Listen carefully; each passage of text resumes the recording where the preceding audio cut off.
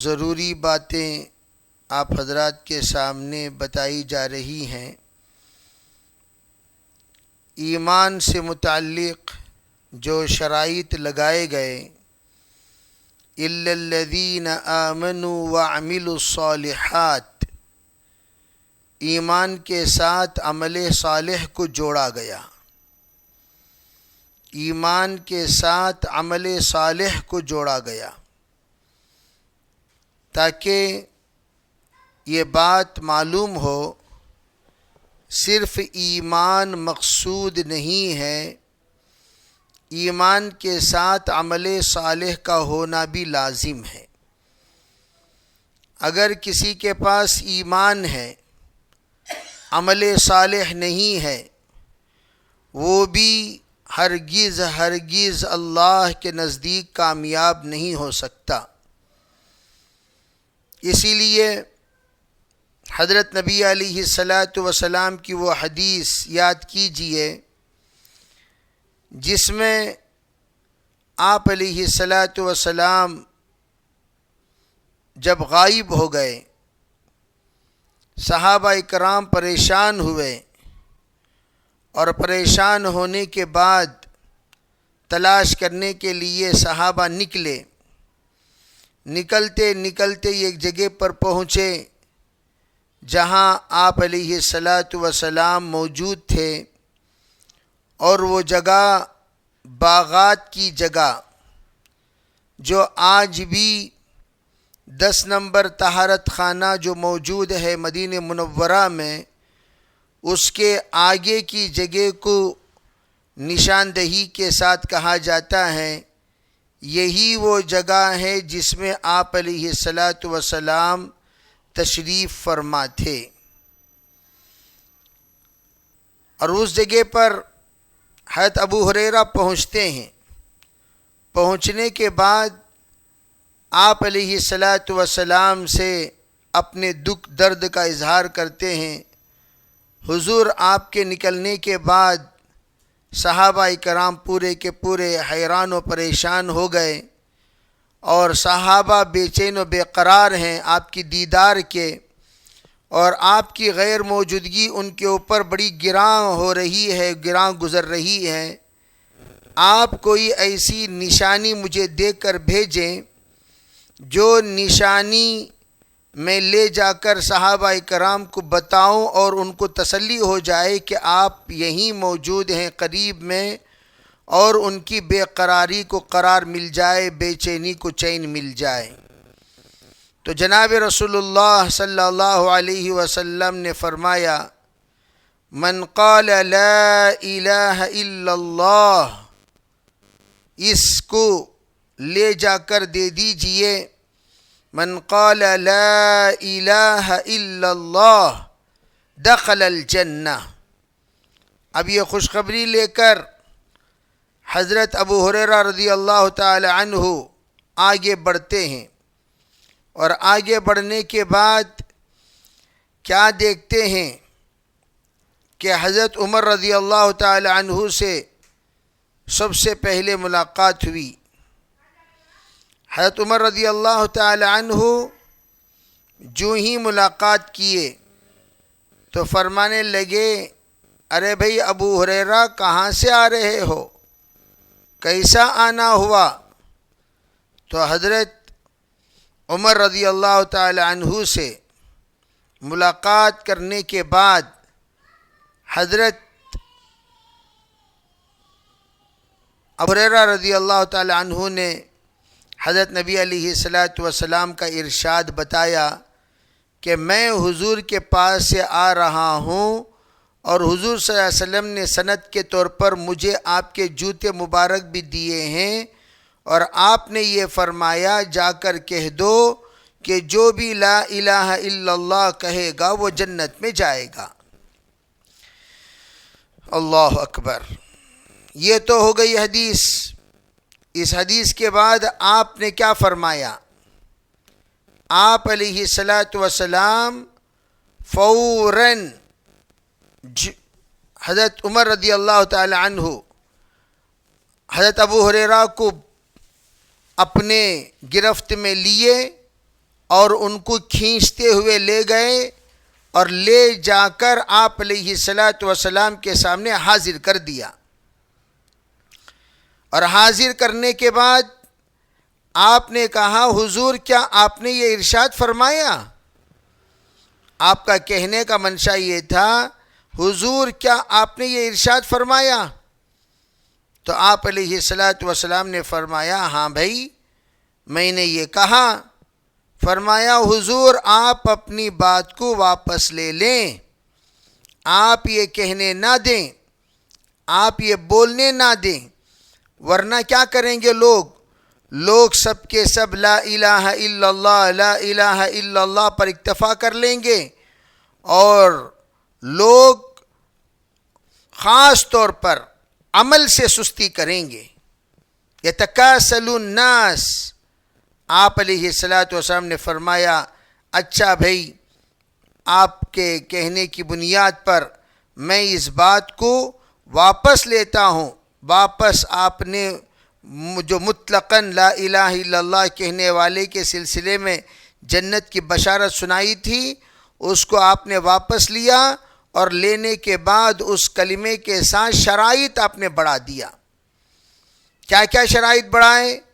علماء کرام نے اس کی مختلف روایتیں نقل فرمائی. بعض جگہوں پر آپ علیہ الصلاۃ والسلام نے مخلصاً کی شرط بڑھائی کہ جو بھی کہے گا لا الہ الا اللہ وہ جنت میں جائے گا. چنانچہ کہتے ہیں نبی علیہ الصلاۃ والسلام کہ جو بھی بندہ اخلاص کے ساتھ کلمہ پڑھتا ہے وہ جنت میں جائے گا. اخلاص کسے کہتے ہیں؟ اخلاص اللہ کی نافرمانی سے جو کلمہ بچائے اسے کہتے ہیں اخلاص والا کلمہ. چنانچہ ایک اور روایت ہے ابو ہریرہ کی، فرمایا حضور من اسعد الناس بشفاعتک یوم القیامہ، حضور بتائیے سب سے زیادہ قیامت کے دن آپ کی شفاعت کا مستحق کون ہوگا؟ آپ نے فرمایا لقد ظننت یا ابا ہریرہ الا یسألنی عن هذا الحدیث احد اول منک. فرمایا ابو ہریرہ میرا یہ خیال ہے یہ سوال تمہارے علاوہ کوئی اور نہیں کر سکتا. پھر فرمایا آپ نے لما رأیت من حرصک علی الحدیث، جو حرص تم حدیث کے سلسلے میں رکھتے ہو، جو تمہیں پڑھنے کا شوق ہے، جو تمہیں معلومات کرنے کا شوق ہے، علم حاصل کرنے کا شوق ہے، یہ شوق کی وجہ سے میرا یہ خیال تھا اگر کوئی یہ سوال کر سکتا ہے تو وہ تم کر سکتے ہو. پھر آپ نے فرمایا اسعد الناس بشفاعتی یوم القیامہ، میرے نزدیک سب سے زیادہ شفاعت کا مستحق قیامت کے دن وہ ہوگا، سب سے بڑا خوش بخت، سب سے بڑا نیک بخت، سب سے بڑا سعادت مند انسان وہ ہوگا من قال لا الہ الا اللہ خالصا من قبل نفسہ. یہ جملہ آپ نے بڑھایا، فرمایا جو لا الہ الا اللہ کہے خالصا من قبل نفسہ، یعنی اپنے طرف سے صرف اللہ کو راضی کرنے کی نیت سے. علماء نے اس حدیث کے تحت یہ فرماتے ہیں جو بھی بندہ لا الہ الا اللہ صرف اللہ کو راضی کرنے کے لیے پڑھتا ہے وہ کبھی اللہ کا نافرمان ہرگز نہیں ہو سکتا. بعض لوگ تصوف کو بدنام کرنے والے اعمال کرتے ہیں. کیسے؟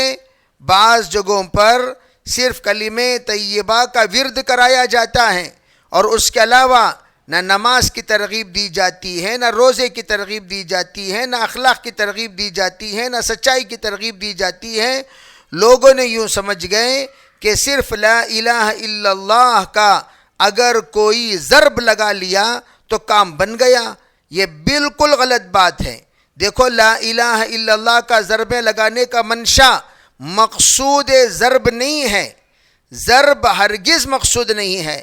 حضرت مولانا یوسف صاحب رحمۃ اللہ علیہ فرمایا کرتے تھے ارے بھائی جو بھی ضربیں لگاتے ہیں ان کے ضربوں میں ایک ضرب نفس پر بھی لگے، ایک ضرب ان کے تمام نفسانی خواہشات پر لگے، ضرب جو لگایا جاتا ہے، یہ ضرب کیوں کہتے ہیں؟ ضرب کے معنی ہی پٹائی اور مار، ضرب کے معنی بھئی مارنا، یعنی اسے دبانا، اسے ضرب کہتے ہیں۔ اب اس کا کوئی ضرب لگائے نفس نہ دبے، وہ کیسا ضرب ہے؟ جو ضرب لگائے اس کے نفس کے تابع داری اس کی ختم نہ ہو، وہ کیسا ضرب ہے؟ ضرب لگنے کے بعد آدمی کو چاہیے کہ اس کا نفس اس کے کنٹرول میں آ جائے، وہ گناہوں پر ضرب لگا دے، بے پردگی پر ضرب لگا دے، جھوٹ پر ضرب لگا دے، خیانت پر ضرب لگا دے، یہاں تک کہ جتنے گناہ ہیں ان تمام گناہوں پر ضرب لگائے گا، تب کہا جائے گا اس نے واقعتاً لا الہ الا اللہ کا ضرب لگا کر تمام کو نیچ کر دیا، ہیچ کر دیا۔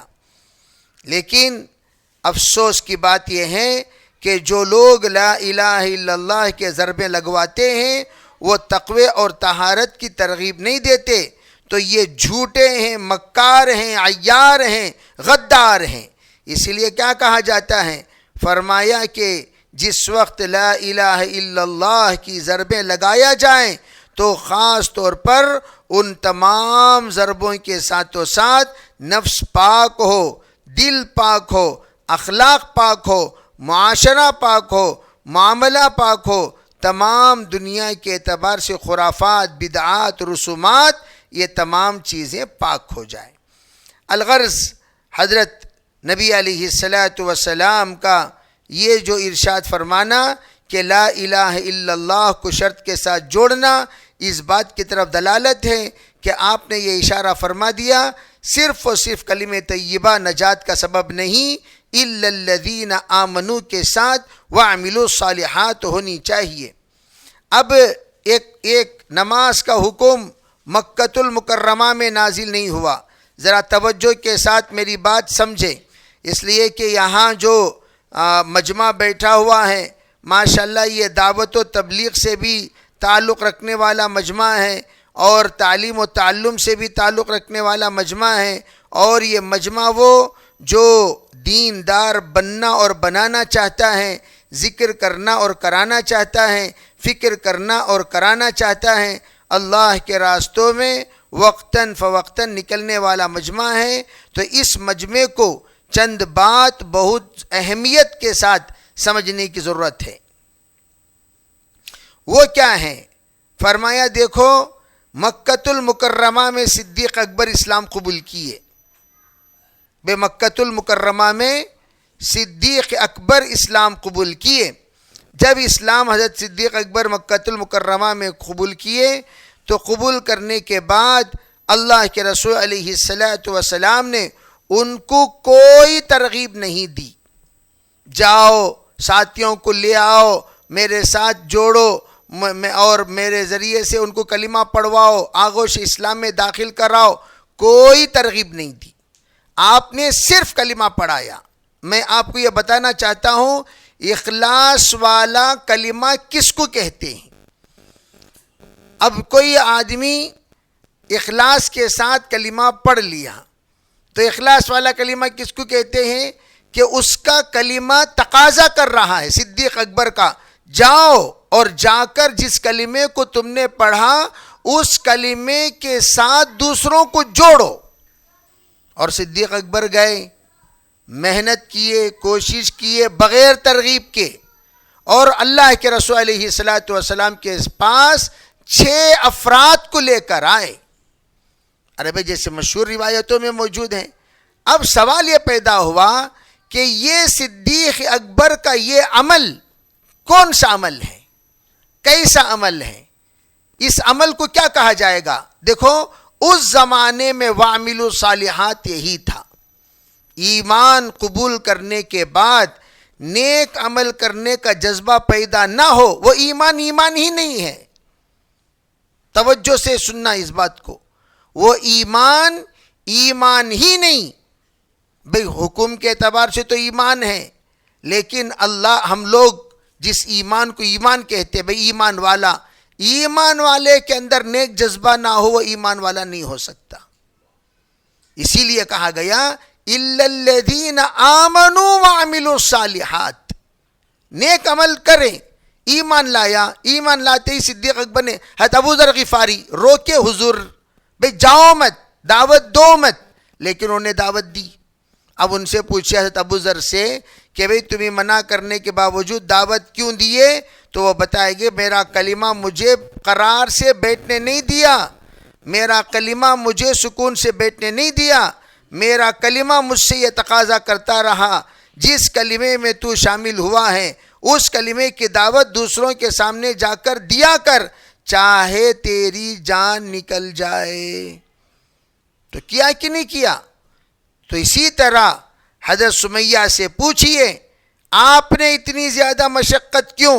فرمایا کلمے کا تقاضا. یاسر سے پوچھئے, عمار سے پوچھئے رضی اللہ عنہم کہ وہ سب کے سب کیوں؟ کلمے کا تقاضا. یہی کلمے کا تقاضا ہے. کلمہ کس کے اندر, جس کے اندر اخلاص والا ہو وہ نماز کا تقاضا پہلے نمبر پر کرے گا. کلمہ ہے نماز نہیں ہے تو وہ کلمہ کلمہ نہیں ہے, وہ ایمان ایمان نہیں ہے, اسے کہتے بے حس ایمان. بھئی اسے تو بے حس ایمان کہیں گے. کیوں؟ قرآن خود اس کی دلیل پیش کرتا ہے. المؤمنون والمؤمنات بعضهم اولیاء بعض یأمرون بالمعروف وینہون عن المنکر. قرآن کہتا ہے ایمان والے مرد ایمان والی عورتیں آپس میں ایک دوسرے کے خیرخواہ ہوتے ہیں. یہ کرتے کیا ہیں؟ ایک دوسرے کو نیکی کا حکم دیتے ہیں.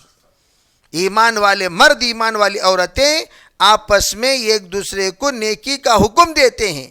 تو یہ چیز اگر کسی کے اندر آ جائے تو سمجھ جانا چاہیے کہ اللہ نے ان کے ایمان کے اندر حرقت پیدا کر دیا, حرکت پیدا کر دیا. یہی حضرت نے فرمایا, حضرت عمر رضی اللہ تعالیٰ عنہ نے, حضور آپ نے اگر لا الہ الا اللہ پر لوگوں کو چھوڑ دیا یوں کہتے ہوئے چلو کلمہ تمہیں نجات دے دے گا, کلمہ تمہیں جنتی بنا دے گا, کلمہ تمہیں یہ کر دے گا وہ کر دے گا, تو لوگ کیا کریں گے؟ لوگ سست ہو جائیں گے, لوگ مطمئن ہو جائیں گے, لوگ کاہل ہو جائیں گے, یوں سمجھیں گے چلو کلمہ تو پڑھ لیے اب آگے کا عمل کرنے کی کیا ضرورت, خاموش ہو جائیں گے.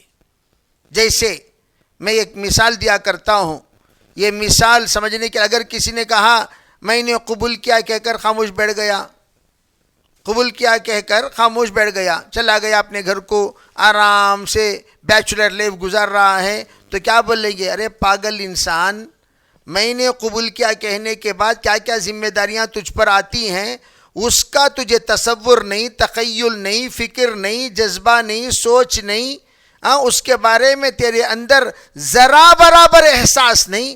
کئی کا تو انسان ایسے بے حس انسان کو نکاح کرانا ہی حرام ہے.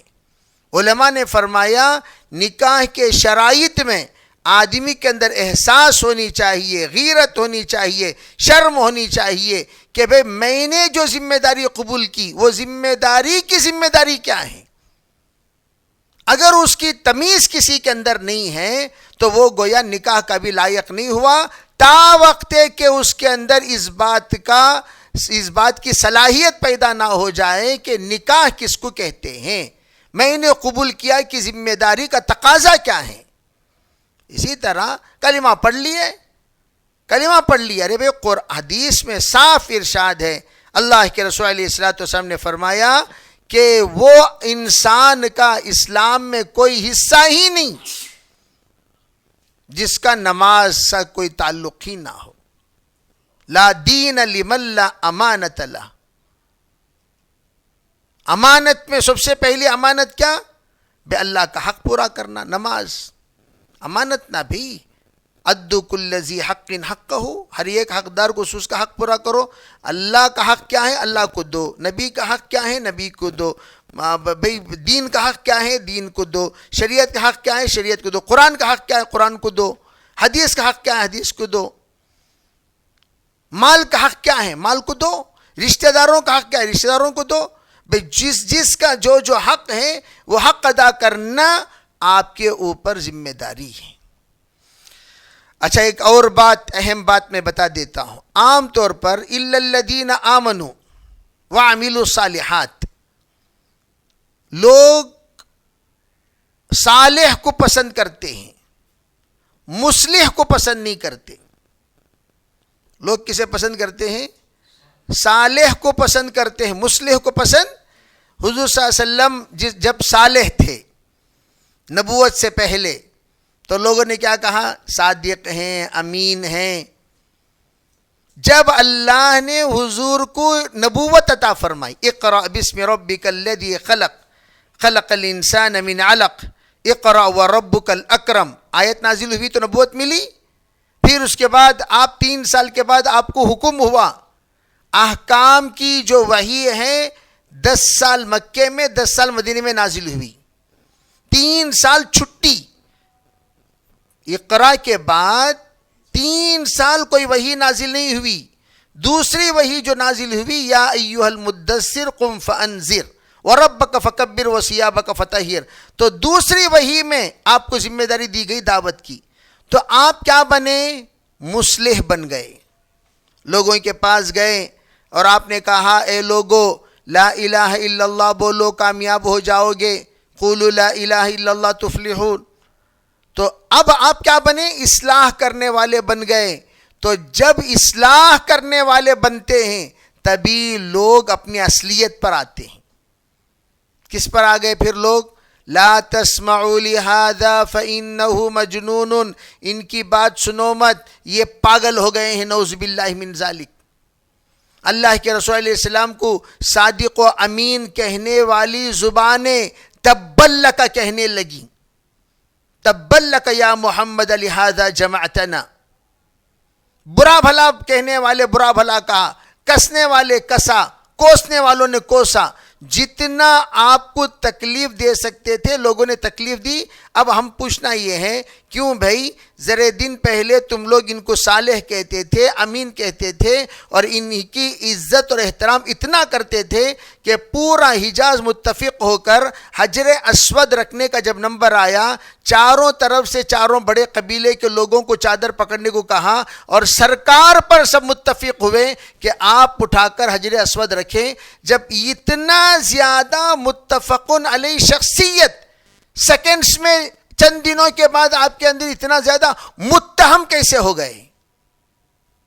تو پتہ چلا لوگ صالح کو پسند کرتے ہیں، مصلح کو، صالح کے معنی نیک انسان کو پسند کرتے ہیں، مصلح کہتے ہیں سدھارنے والا، اصلاح کرنے والا، نصیحت کرنے والا، اور غلطیوں کو دکھانے والا، بتانے والوں کو پسند نہیں کرتے۔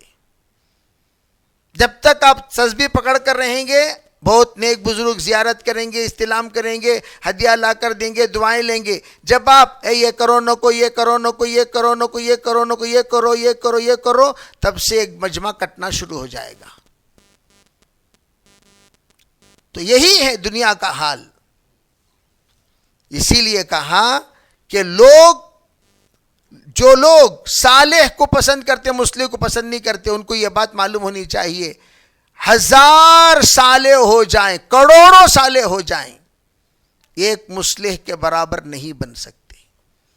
مصلح یعنی اصلاح کرنے والا، صالحین کی جماعت بنانے والا ہے۔ صالح وہ اپنی ذات سے صالح ہیں، اپنی ذات سے نیک ہے، اپنی فرد یعنی انفرادی اعتبار سے وہ نیک انسان ہے، وہ اپنی ذات کو جنتی بنا لیا، لیکن اس کے ذریعے سے کوئی جنتی نہیں بنا۔ لیکن مصلح کون ہے؟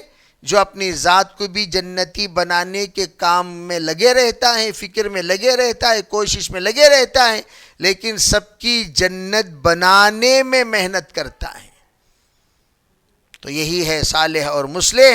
میں نے کہا کہ اِلَّا الَّذِينَ آمَنُوا وَعَمِلُوا الصَّالِحَاتِ، یہاں پر صرف اتنا نہیں ہے ایمان لائے، صالح سے مراد نیک عمل کر لے کر بیٹھ گئے، صالح بننے کی یہاں دعوت نہیں دی جا رہی ہے۔ وَعَمِلُوا الصَّالِحَاتِ کے بعد کیا کہا؟ وَتَوَاصَوْا بِالْحَقِّ، تمہیں چاہیے کہ مضبوطی سے تھامے رہیں حق کو، اور حق کو تھامنے کا مطلب کیا؟ یعنی مصلح بننا۔ کیا بننا؟ مصلح بننا۔